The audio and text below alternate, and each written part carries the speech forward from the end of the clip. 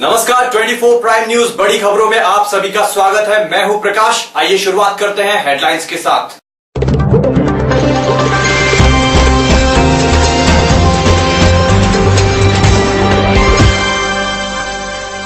भाजपा और आरजेडी ने जारी किया अपना घोषणा पत्र। असम और त्रिपुरा में शांतिपूर्ण ढंग से हुआ मतदान और देवरा में नक्सली हमले में 2 शहीद 9 घायल। अब समाचार विस्तार से। 16वीं लोकसभा को चुनने के लिए पहले दौर का मतदान जारी है।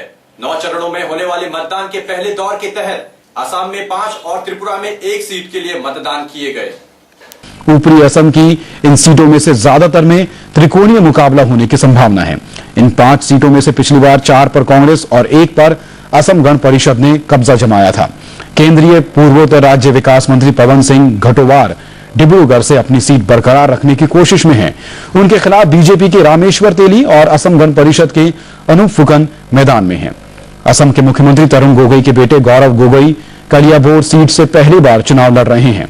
वहीं त्रिपुरा की बात करें तो त्रिपुरा में त्रिपुरा पश्चिम सीट पर भी आज वोटिंग हो रही है। दोपहर तक राज्य में 41% मतदान होने की खबरें हैं। करीब 12.5 लाख मतदाताओं के लिए 1605 मतदान केंद्र बनाए गए हैं। वहीं माकपा, कांग्रेस, तृणमूल कांग्रेस और भाजपा समेत बहुकोणीय मुकाबला है। 13 उम्मीदवारों में मुख्य मुकाबला माकपा के शंकर दत्त, कांग्रेस के अरुणोदय शाह, भाजपा के सुधींद्र दास गुप्ता और तृणमूल के रतन चक्रवर्ती के बीच है। भाजपा ने आज जारी किया अपना घोषणा पत्र। इस मौके पर लालकृष्ण आडवाणी, मुरली मनोहर जोशी, राजनाथ सिंह, सुषमा स्वराज और नरेंद्र मोदी उपस्थित थे। भाजपा के वरिष्ठ नेता मुरली मनोहर जोशी ने घोषणा पत्र के मुख्य बिंदुओं पर चर्चा की। इस मौके पर पार्टी के वरिष्ठ नेता लालकृष्ण आडवाणी, नरेंद्र मोदी, सुषमा स्वराज और राजनाथ सिंह मौजूद थे। घोषणा पत्र में पार्टी ने पुलिस और करों में सुधार का वादा किया है। साथ ही खुदरा व्यापार को छोड़कर सभी क्षेत्रों में प्रत्यक्ष विदेशी निवेश का समर्थन किया है। पार्टी ने अयोध्या में राम मंदिर के निर्माण, समान नागरिक संहिता लागू करने और जम्मू कश्मीर में धारा 370 को खत्म करने जैसे अपने पुराने संकल्पों को भी चुनावी एजेंडे में शामिल किया है। भाजपा के प्रधानमंत्री पद के उम्मीदवार नरेंद्र मोदी ने भाजपा के घोषणा पत्र को विकास का प्रतीक बताया। अच्छी सरकार और सतत विकास बीजेपी का मुख्य एजेंडा होगा। हमारे लिए ये मैनिफेस्टो न ही एक चुनावी रिचुअल है और न ही यह कागजी दस्तावेज है। यह हमारी दिशा है, यह हमारा लक्ष्य है, यह हमारी प्रतिबद्धता है।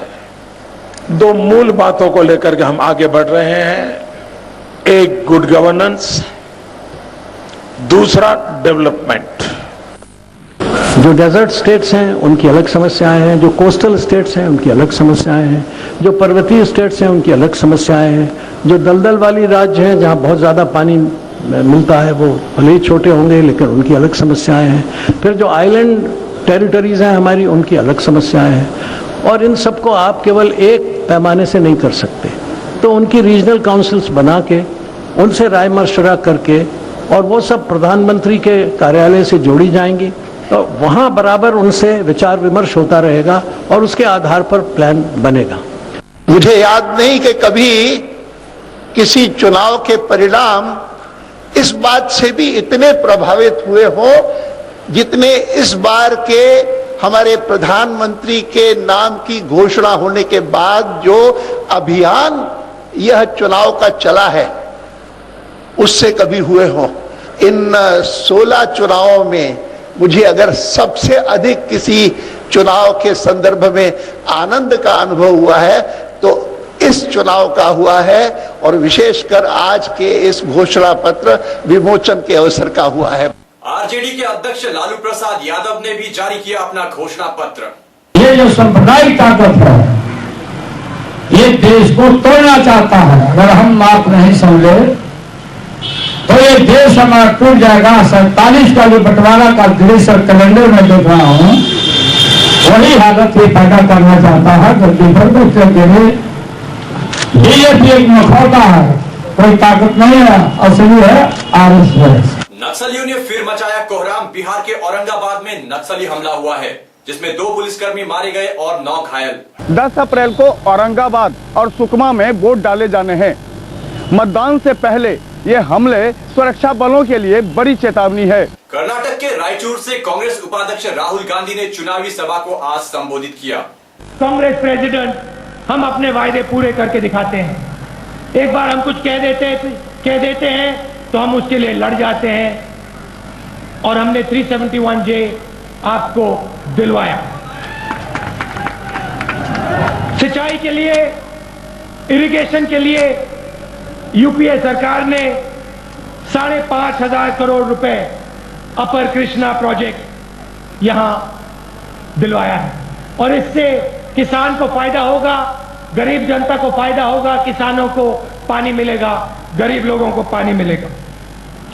और इस रीजन में हम कनेक्टिविटी भी बेहतर कर रहे हैं। गुलबर्ग, रायचूर, बेंगलोर नेशनल हाईवे हमने बनाई, सबका यहां पे फायदा होने वाला है। 24 प्राइम न्यूज में खबरों का सिलसिला जारी रहेगा। आप देखते रहिए 24 प्राइम न्यूज, जो रखता है हर खबर पर खास नजर।